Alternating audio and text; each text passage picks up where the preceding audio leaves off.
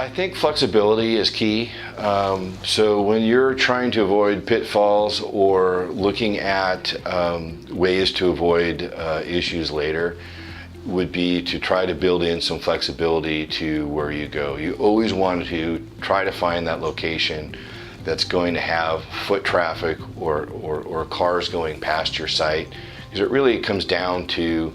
how many people are going to be exposed to whatever I am selling. In the case of a pet store, then it would be, I need to be around people with pets, so families and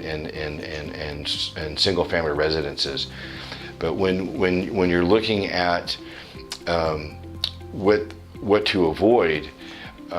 it would be to be into situations where you have long-term liabilities and not the flexibility to overcome that. So shorter term leases with options are popular, where you have the ability to extend that lease out several times, and also the ability to terminate the lease at the end of each option, so that if you find a better location or you find a demographic trend going somewhere else, or there's a road change or an economic incentive to move to a different part of town, you have that flexibility to move and or renegotiate that leasehold that you have with your landlord. Markets change, real estate cycles change, they go up, they go down, and to be able to take advantage of not only the locations as they come up,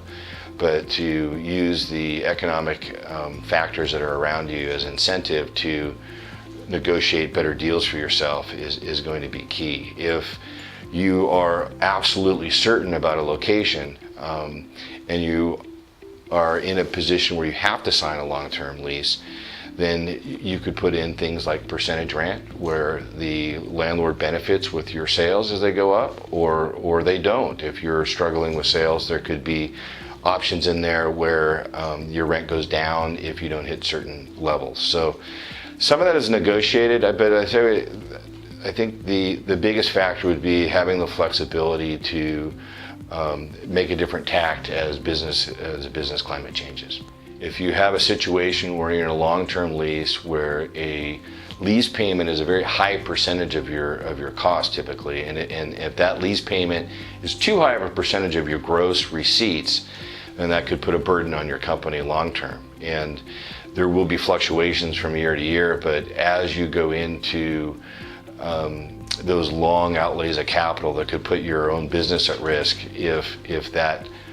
lease expense is too high a percentage of the overall gross receipts that you bring in. Generally speaking, you want to be somewhere around or less than 10% of the rent versus your overall receipts that your business brings in. And in certain industries like the fast food industry, restaurant industry, they prefer to be more like 6 to 8%. In certain retail industries where they need to be in a high profile location, it may be north of 10%. But as you get higher than 10% of your overall gross receipts compared to your rent, you're getting into a position where you're paying too much in rent percentage wise, which will eat into your profits, which will long term have could have a debilitating effect on your profitability and your ability to grow.